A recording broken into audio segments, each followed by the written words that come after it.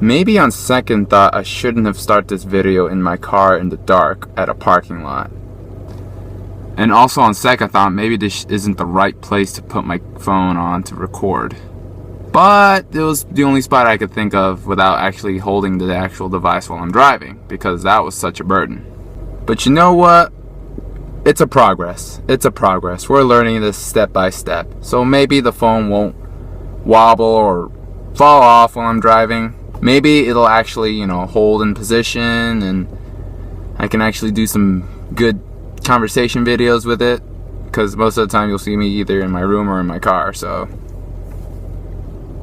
as you can probably tell, I'm definitely going to be talking about the Lakers, specifically the ownership upstairs, specifically Jim Buss, specifically Jeannie Buss, specifically Phil Jackson, and specifically pretty much every other Laker up in the Laker ownership management thing, because it's all wrong and crappy, and yeah. Alright, let's see if this works. Hopefully the thing won't fall off. So far so good. It's working so far, but I'm not in the streets yet. Alright, back to the Lakers. The Lakers, we all know there have been questions in management the last couple of years. To me, it actually all started when we got swept by the Mavericks. Or actually, not even when we got swept, but the offseason after that. It was actually the shortened lockout season. And so the free agency market didn't really start until finally we actually had a resolution between the players and the owners. Thank you, Derek Fisher. So we were able to have a collective bargaining agreement. But once the offseason began, Lakers management really made a bad... Actually, I shouldn't say they made a mistake trying to trade Lamar Odom and Pau Gasol for Chris Paul. I didn't like it at first. Because I thought we needed Pau Gasol, because one, Pau Gasol was that second option that we needed for our team. You eliminate one of our best, if not actually the best bench player we have, reigning Sixth Man of the Year, Lamar Odom, and you trade a key component of our bench and a key component of what our offense has really been, and that's really been posting up and getting points in the paint and really establishing our defense using our length and size with Bynum and Gasol and even Lamar Odom. But you only eliminate those two things, and now what the heck do we get? But looking back, that wasn't so that bad of a trade. But of course, basketball reasons prevented us from acquiring Chris Paul. But the deal that bothered me the most was the fact that we traded Lamar Odom for a couple of draft picks, and I forgot what the other, the full deal was, but I thought that was just a terrible move on the Lakers' part, because he is the key component for our bench. And if you notice, during that season, what was our problem? It wasn't our defense. It wasn't even our offense. It was our bench. We had one of the worst benches in the NBA, despite having Matt Barnes and Steve Blake. And, I think did we have Shannon Brown? No, we did not have Shannon Brown, but we still had some players there that should be able to produce off our bench, but it just didn't work out. We just couldn't get enough production from the bench because we didn't have that one key component like a Lamar Odom to help lead that bench. Now, I understand what you're going to say. Lamar Odom wanted to get traded. He wanted to get traded, but let's be real here. Lamar Odom did not want to get traded. He did not want to leave LA. He did not want to leave the Lakers. He was just really angry that the Lakers would think to trade him. So he thought, maybe I should get traded right away before anything else happens. Big mistake on Lamar's part, and an even bigger mistake on the Lakers management to let Lamar go away. Because if we would have refused this request, come on, this is the Lakers. No way Lamar Odom would have not played his heart out for the Lakers. Fuck, there we go. It's a good idea. Back to Lamar Odom. There's no way Lamar Odom wouldn't have played his heart out if he had stayed a Laker during that 2011-2012 season. But that was one of our biggest problems. It was just that we didn't have a very good bench. And I think trade away Lamar Odom would have been the difference maker. Well, maybe not the difference maker against Oklahoma, but it would have been the difference maker. Fuck, there we go. I gotta stop accelerating. I think that's the problem. I'm accelerating too fast. Anyways, so that was the Lakers' first mistake, trading away Lamar Odom. The second probably could have gone both ways. Trading Bynum to get Dwight Howard, that 14 deal. I think it was a 14 deal. I completely forgot. I think it was a 3-team or 14 deal.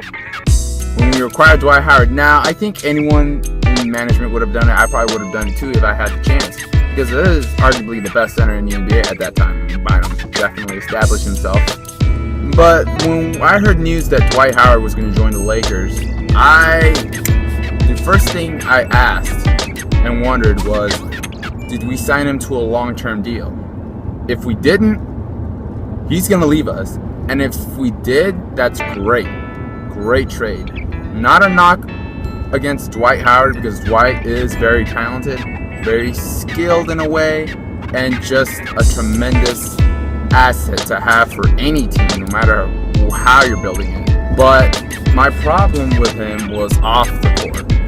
Would he love LA enough to re-sign with us? And of course, a year later, we all know what happened there. He went to the Houston Rockets. But that year when Dwight Howard was with the Lakers, management made huge amounts of mistakes that really cost us a championship and a great player. Hold up, I'm gonna get food.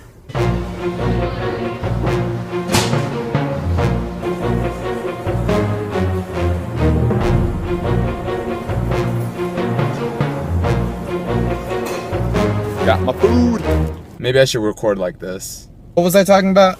Oh yeah, the Lakers. As I said before, the Lakers management really made a lot of mistakes during that season, last season, with some of their questionable tactics and what they hope to accomplish. That's me sounding wordy there.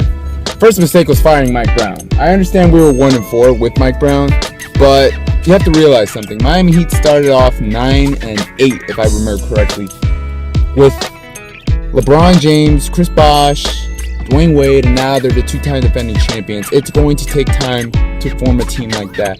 Now, I did have questions with Mike Brown's coaching tactics, a la the Princeton offense, because that wasn't going to benefit Steve Nash at all, although it did benefit our big, so I guess I can understand from his point why he would use that.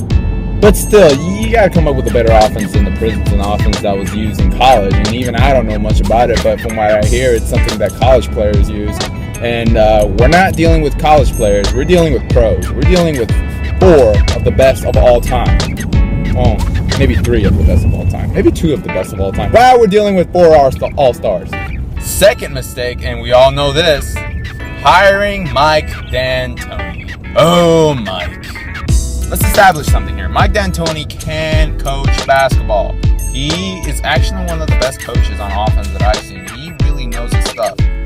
7 seconds or less, really, when he has the right pieces, the right young guys, and we've seen that this season, that if we get the right pieces together, Mike D'Antoni can do a decent job. But you're dealing with old guys.